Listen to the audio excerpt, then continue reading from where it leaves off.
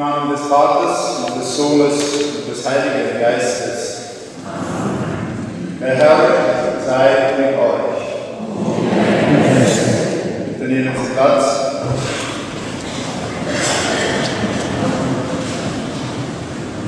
Liebe Schwestern und Brüder im Herrn, liebe Österreicher, liebe Oberösterreicher, liebe Mühlviertler. Ich freue mich und es ist für mich eine Ehre, dass Sie heute so versammelt sind. Wir sind auf dem Boden der Heimat im Mühlviertel. Und heute feiern wir eine bodenständige Messe mit der Stimme der Heimat. Und eigentlich, alle, die hier verwurzelt sind, da kann man sich nur darüber freuen.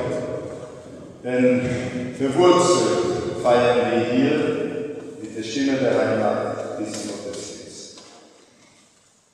So wollen wir uns einstimmen. Heute werden die Gebete vom Moscheansinger und Diakon gebetet, weil sie ihre Stimme der Heimat, das ist, wie die Gebete erschaffen sind.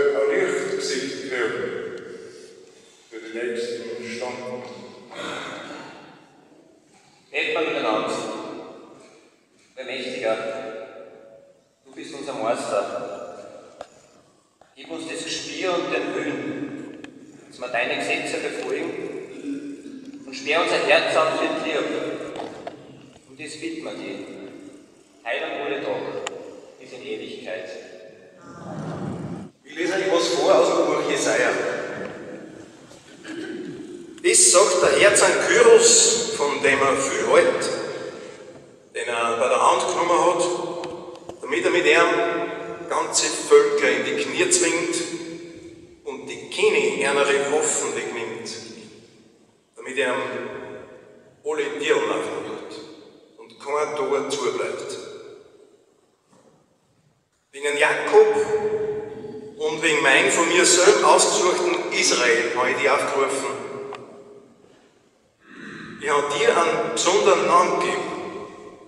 ohne dass du mich kennt hast.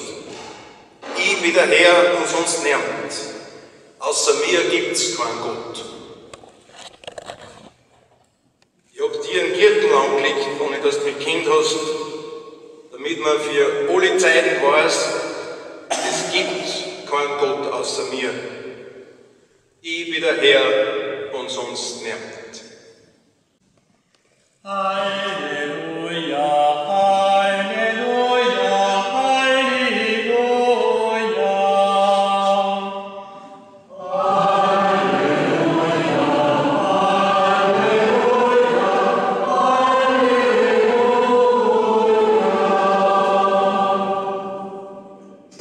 Haltet euch fest an das, was Christus gesagt hat. Dann leuchtet es wie ein Lichter in der Welt. Halleluja, Halleluja, Halleluja.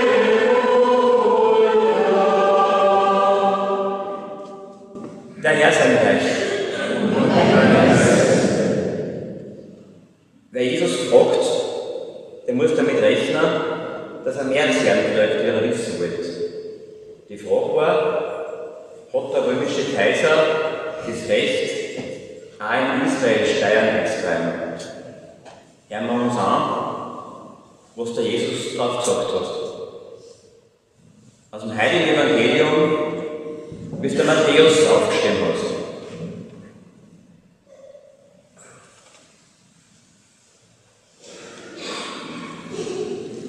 Damals haben die Pharisäer zusammengekommen und haben sich ausgemacht, wir werden Jesus mit einer Frage einlegen.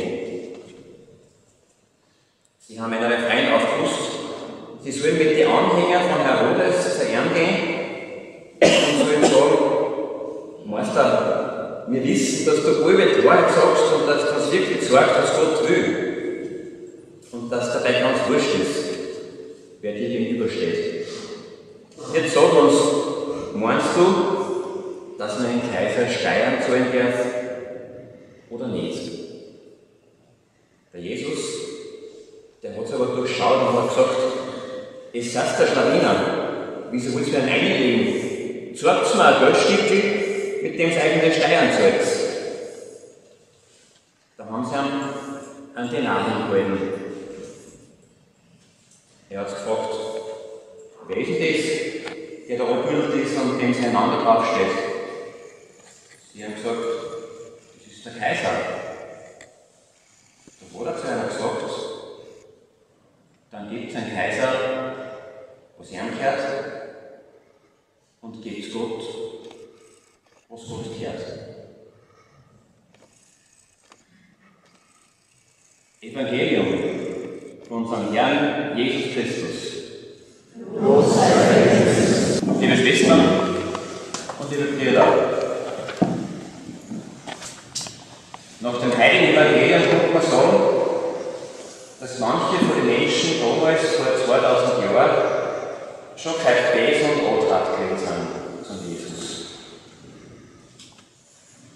Am liebsten, da hätte ich noch ja weitergebracht an Jesus, weil er schon klar weiß, dass er unhöflich geworden ist für die Obrigkeit von den Juden. Und so schön sie am Staubes sind fallen, wo es eigentlich keinen Ausweg gibt von Jesus. So glaubt zumindest die Pharisäer. Sie fragen ihn, ob man den Kaiser Steuern zahlen darf oder nicht. Wer damals Steuern gezahlt hat, die schon wissen, der war bei den Juden eigentlich unten durch, weil es hat geheißen, dass er sich dann mit dem römischen Kaiser unterwirft.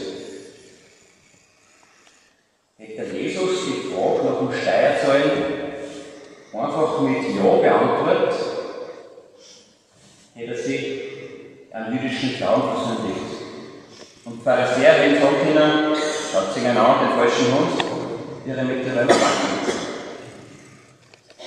Und hätte Jesus gesagt, man darf dem römischen Kaiser nichts geben, hätten wir an die Römer einen Krawall gehabt und wahrscheinlich gleich eingesperrt und bestraft.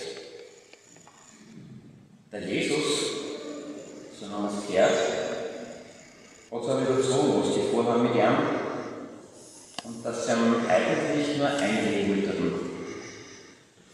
Und mit seiner spitzfindigen Antwort schafft er es, dass nicht er eingetunkt wird, sondern Pharisäer selber. Er steuern müssen so in seinen Zorn, sagt er.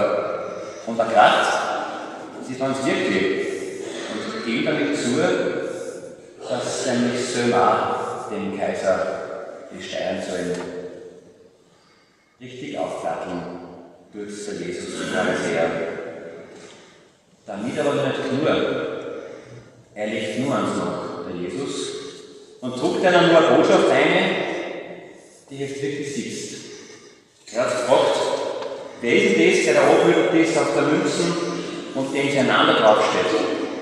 Worauf die gesagt haben, dass das der Kaiser ist. Und jetzt passt es auf das Kind. Der Jesus hat dann gesagt, dann gebt zu dem Kaiser, was er gehört, und gebt Gott, was Gott gehört. Dann gebt dem Kaiser, was er gehört, und gebt Gott, was Gott gehört. Er meint damit, dass es gar nicht so darauf ankommt, ob man auch die weltliche Macht respektiert oder nicht. Man soll das ruhig tun, sagt er. Aber worum es wirklich geht, ist, dass man einen Herrgott gibt, was ihm zusteht.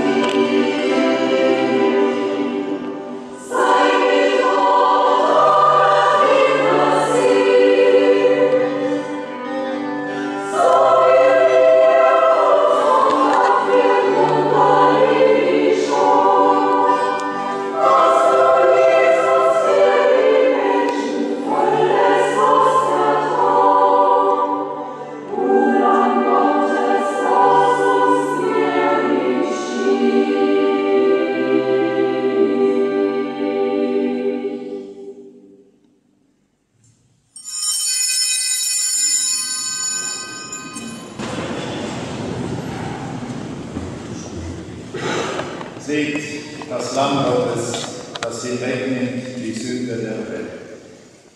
Herr,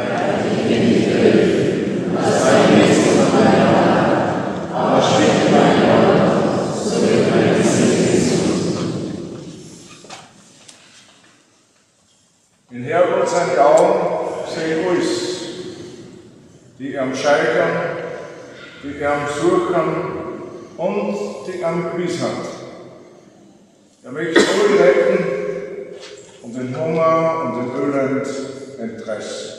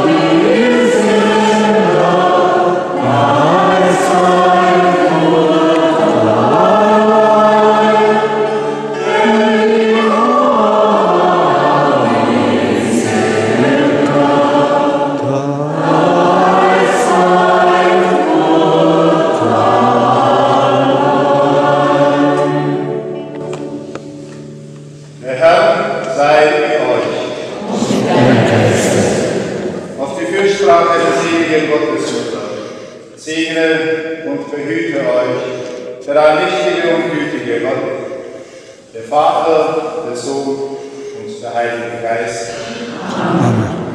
Gehen wir jetzt vorn und bringen Frieden in diese Welt. Danke sei Gott.